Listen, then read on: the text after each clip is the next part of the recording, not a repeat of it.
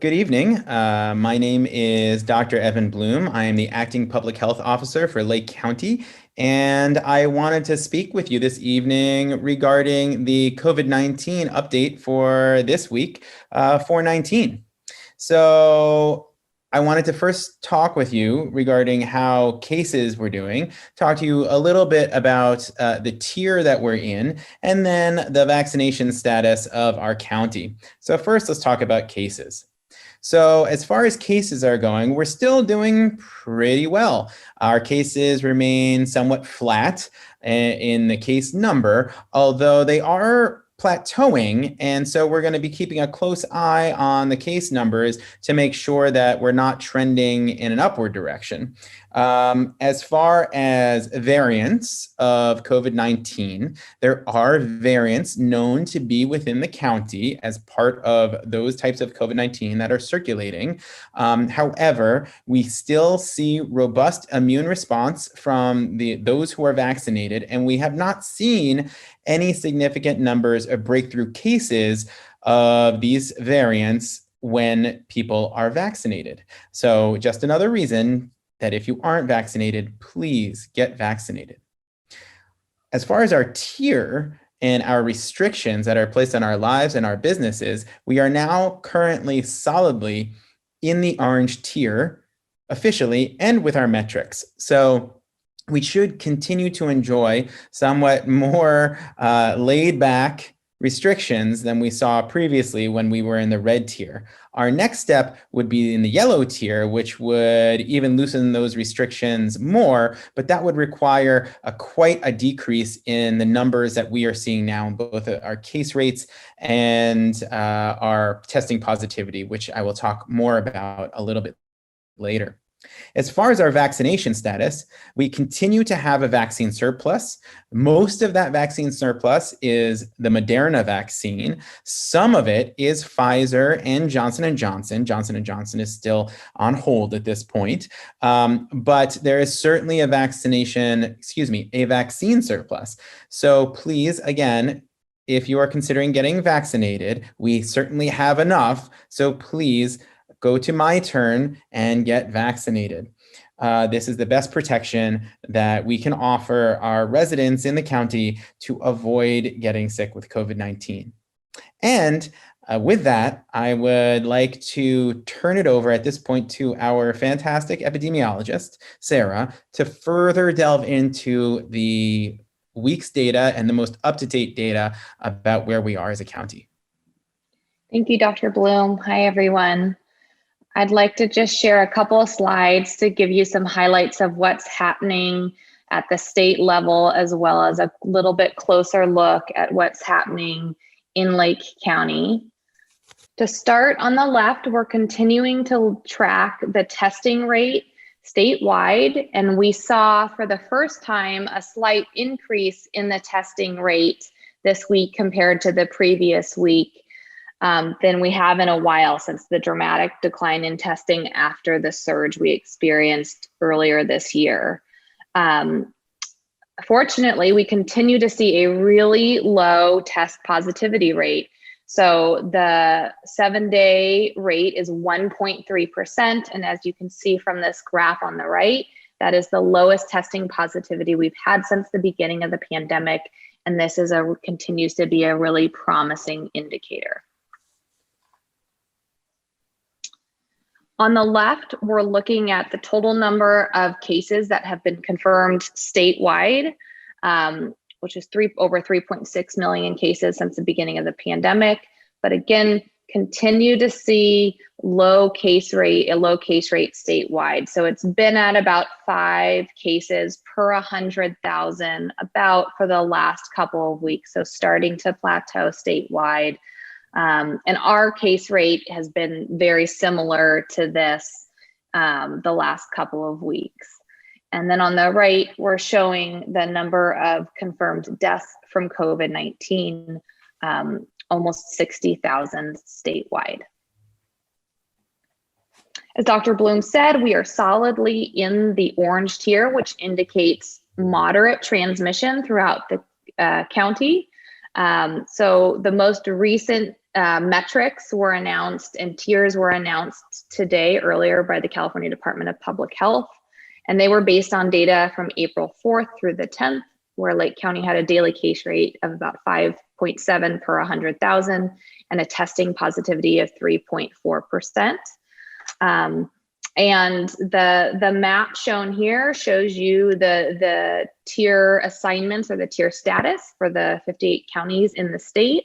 Just wanted to note a couple things here. 2 weeks ago, we had a couple of counties still in the purple tier, and we had 22 counties in the red tier. And now 2 weeks later, we don't have any counties in the purple tier, and we have we have 17 counties in the red tier. So just showing you that statewide, we continue to see improvements throughout the state. And now we've the last couple of weeks have had a couple counties in that minimal or yellow tier.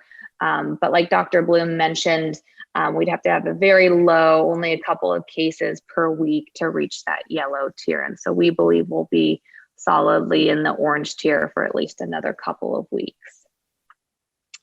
I wanted to show the latest epi curve, which shows us the number of new cases identified each week. So on the right here for the week of April 4th to April 10th is the week that just made up our metrics. And we're taking a look ahead at the week of April 11th to be able to anticipate what's happening, what happened the last week and what we can expect for our metrics next week. We still have a couple more days with the 7-day lag for test results to come in, but hoping and expecting that it'll be right around the 27 or so that we identified from the week of April 4th to the 10th. And then I wanted to highlight a new dashboard that's accessible on the covid19.ca.gov website. I think beginning the end of last week, the state started reporting vaccination data by county, along with by age groups, race, ethnicity, and geography. And so I wanted to highlight those for you all. So first, just to look at how the progress being made statewide, and much of the state's plan has been focused on an equity rollout of the vaccines. And so that's how I've provided the data here. We've spoken previously about the Healthy Places Index, which identifies communities where there's more or less healthy community conditions. And so that's how these data are organized. So here in the blue is quartile 1, where there are fewer positive, healthy, health promoting conditions. And then it's been a goal of the state to target vaccines in these communities where there's also been higher case rates from COVID. So in these communities where about 8 million people live, about 42% of people have been at least partially vaccinated, 24% fully vaccinated, about 18% partially vaccinated. And that's compared to in communities where there's more healthy conditions, about 62% of people have been at least partially vaccinated. And so that's what's happening statewide. And again, continued efforts to increase vaccine coverage in communities where it's lower. And on the next slide, we can see, here I'm giving, looking big picture at Lake County before we dive a little bit deeper. About 46% of Lake County residents 16 years in age or older who are eligible for the vaccine are at least partially vaccinated. This is improvement from last week. And wanted to explain how we're arriving at these numbers. So all of our data come from the California Immunization Registry. And that tells us that as of yesterday, about 12% of people in Lake County were partially vaccinated, about 30% were fully vaccinated. And as we've discussed several times, doses provided by tribal health are not included in the California Immunization Registry. So we believe that at least 4% of the population, likely more, has been vaccinated by tribal health. And so we believe at least 46% of residents 16 years in age or older have been at least partially vaccinated.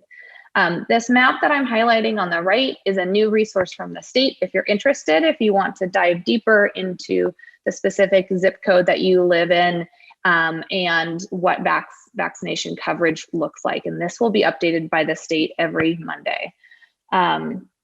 So here's a little bit of a closer look, again, looking at the equity quartiles that the state is focusing on. And so we're looking at vaccination coverage in Lake County by combined zip codes. So there's about 22,000 people who live in quartile 1, which are these zip codes here, 95422, 95423, and the others listed. And about 34% of the eligible population here is at least partially vaccinated.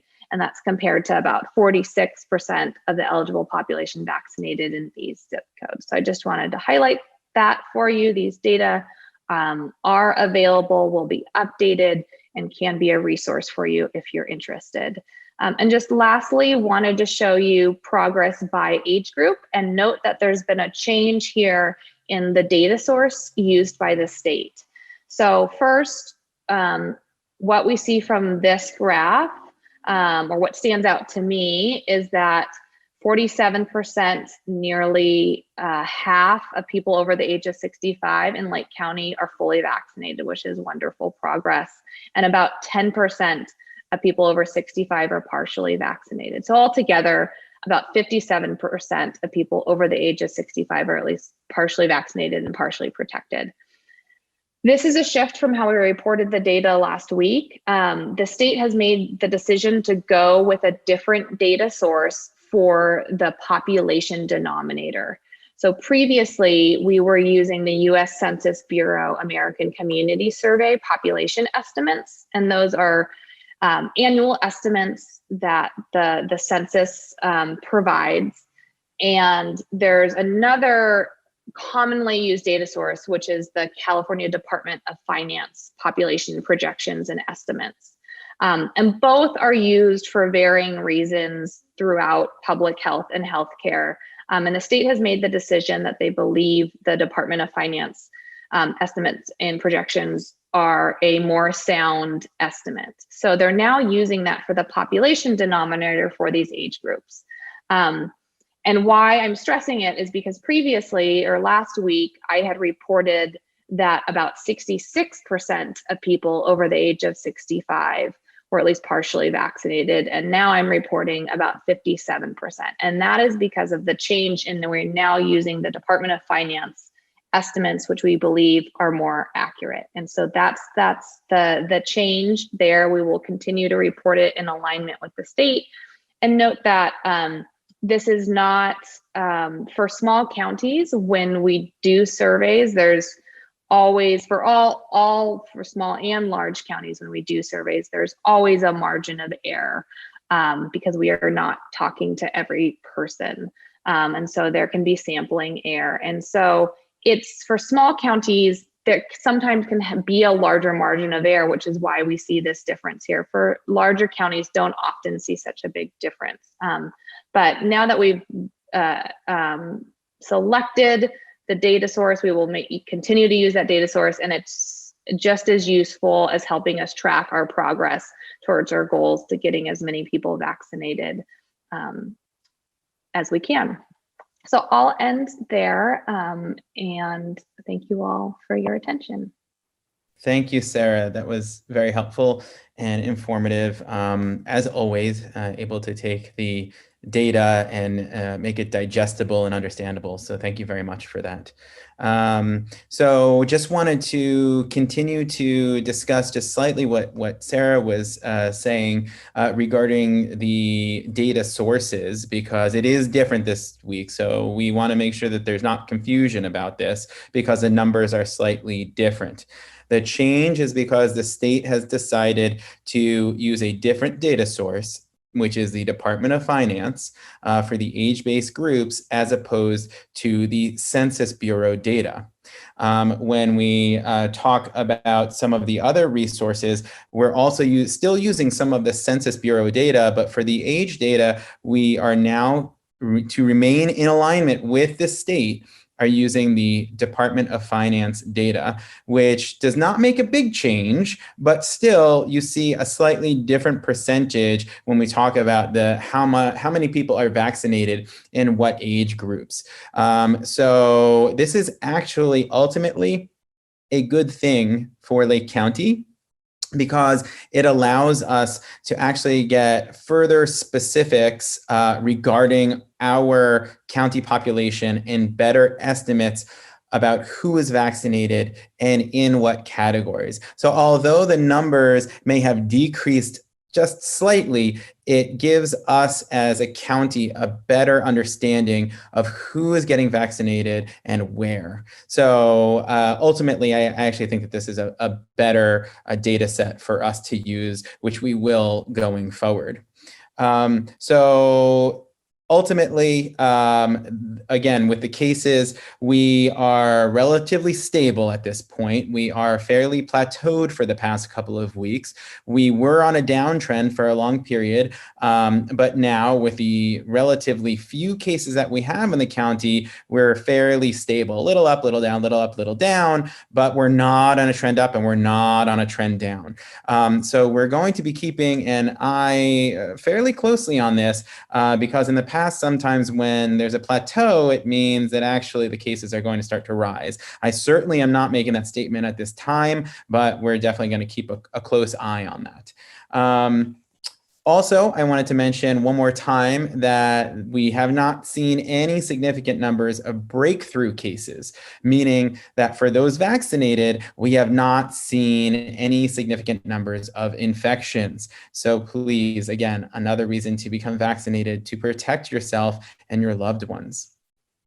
As far as our tier, we mentioned we're solidly in the orange tier. Again, for this past week, we have the rate of 5.7 cases per 100,000, and we have a 3.4% testing positivity, slightly greater than last week. But again, we are a small county, and so just a few more cases is going to increase our testing positivity a little bit, which is what we saw.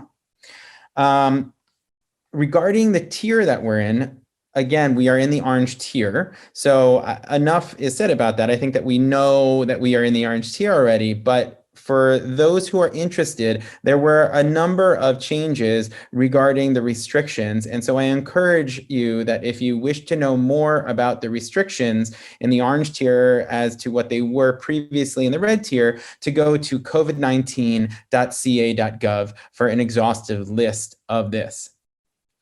Let's talk about the vaccine rollout. So, vaccination is now open to everyone in the county 16 years of age or older. So, if you are interested in getting the vaccine and you are 16 years of age or older, regardless of any other comorbidities, please go to My Turn, which is the state scheduling application, and get scheduled for a vaccination. If you are unable or do not want to go through the state application, you can always call the Department of Public Health and schedule through us. The number is 707-263-8174. Again, 707-263-8174. So I just want to reiterate what Sarah said as far as our vulnerable populations go. We are making great progress in protecting those more vulnerable, meaning the more aged in the county. And we have approximately 57% of those 65 plus in the county vaccinated. We continue to ask you, again, to get vaccinated to protect all of those in the county, and particularly those who are in a more advanced age category. If you do not wish for some reason to be vaccinated by the Department of Public Health at one of our 2 vaccination clinics that we have in either Lakeport or Clear Lake, you can also reach out to your primary care provider or to the health system that you are a member of, either Adventist or Sutter or other, and request further information, as both of those systems are giving vaccinations, as well as some of the local pharmacies and even the Safeways around the county. So please, there's multiple areas and multiple ways to get vaccinated, and just reach out to whatever is comfortable for you. And furthermore, if you are hesitant about getting the vaccine, please talk to your primary care provider with any questions that you may have, or whatever other healthcare source you trust. And of course, you're always welcome to call the Department of Public Health with your concerns and talk to us. As far as other items that I wanted to mention, more vaccination and testing areas are likely going to be coming that may be more convenient to you. We're looking at the beginning of May for that, and more information will be coming in the near future regarding this, probably in our next report. As far as staffing goes, I wanted to follow up on something that I mentioned at the Board of Supervisors meeting last week, which is that the staffing of the vaccination sites had a little hiccup, but we are currently fully functional and fully staffed moving forward. I did want to thank a number of people who pulled together this past week to work very hard to maintain our operations so that we could provide vaccination services to the county, particularly those in the Department of Public Health who worked tirelessly last weekend, many hours to pull together staff so that we could continue to run these vaccination clinics. And I also wanted to thank all of the other county departments that allowed us to pull staff from their departments so that we could continue to staff these vaccination sites and be available to the residents of our county.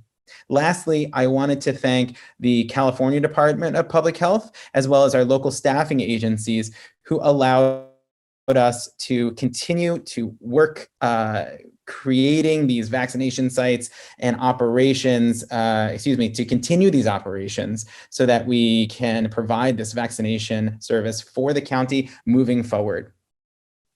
So, in summary, cases, they continue to be low, they've somewhat plateaued, and this is a good thing. I would like to see them lessening more, but a plateau is okay because we have very few cases in the county. We just need to keep a close eye on this to make sure that the case numbers and case rates are not rising.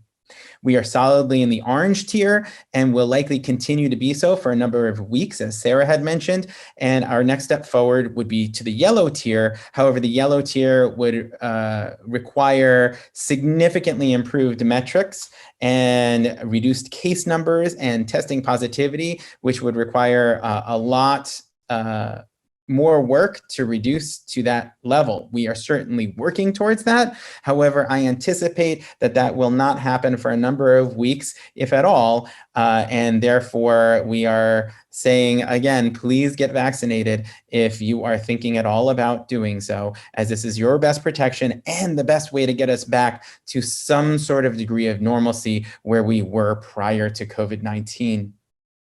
June 15th is the date that the state has pegged to make all of these tiers disappear.